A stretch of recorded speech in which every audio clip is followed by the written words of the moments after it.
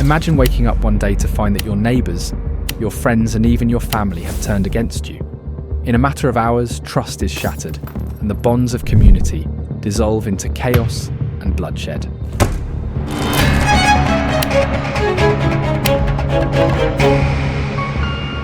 This was the reality for nearly 800,000 people during the Rwandan Genocide, a horrific event that unfolded in just 100 days in 1994, where hatred and betrayal led to unimaginable violence. Allude to catastrophe. The stage was set for a tragedy of unfathomable proportions in the small East African nation of Rwanda. For decades, an undercurrent of tension simmered between the country's two primary ethnic groups, the Hutus and the Tutsis. This growing resentment was exacerbated by colonial powers that favoured the Tutsi minority over the Hutu majority, sowing the seeds of discord that would eventually erupt into violence. The spark that ignited this powder keg was the assassination of President Juvenal Habyarimana on April 6, 1994. His plane was shot down under mysterious circumstances, and within hours, the unthinkable began to unfold. Extremist Hutu militias, known as the Interahamwe, launched a campaign of systematic genocide, targeting Tutsis and moderate Hutus with ruthless efficiency. The mechanics of betrayal. What makes the Rwandan genocide particularly chilling is the pervasive sense of betrayal that permeated every level of society.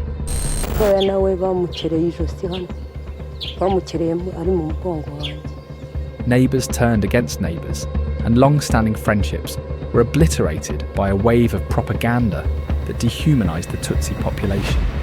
The infamous Hutu 10 Commandments called for the extermination of Tutsis, framing them as a threat to the Hutu way of life.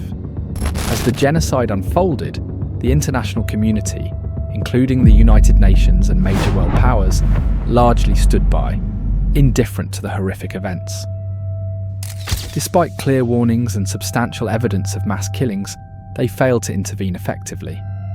This inaction has since been condemned as a moral failure, leaving survivors to confront the trauma of betrayal not only from their own countrymen, but also from the global community that chose to look away.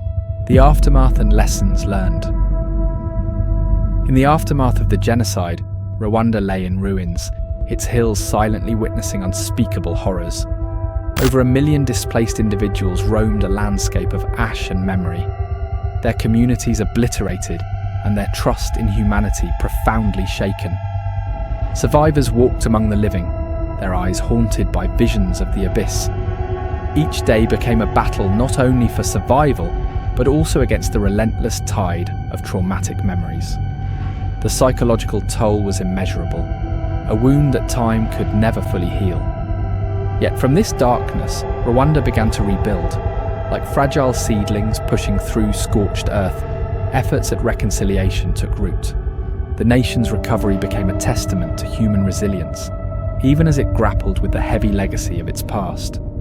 Today, Rwanda serves as both a cautionary tale and a symbol of hope.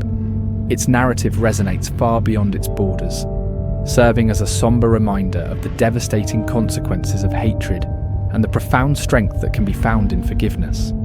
As the sun sets over the land of 1,000 hills, it casts long shadows of remembrance, urging us all to remain vigilant against the insidious whispers of division that threaten our shared humanity. Conclusion. The Rwandan genocide serves as a poignant reminder of humanity's capacity for both unimaginable cruelty and extraordinary resilience. It compels us to confront the darkness within ourselves and our societies, while simultaneously inspiring hope through narratives of forgiveness and reconstruction. As we move forward, the echoes of Rwanda urge us to remain vigilant against the seeds of hatred and division. They remind us of our shared responsibility to cultivate understanding, compassion, and respect for human dignity in every corner of the globe. In the end, Rwanda's legacy is not solely one of tragedy, but also of the enduring strength of the human spirit. Let us honour the memory of those lost by striving to create a world where such atrocities are confined to history and where the power of reconciliation prevails over the forces of division.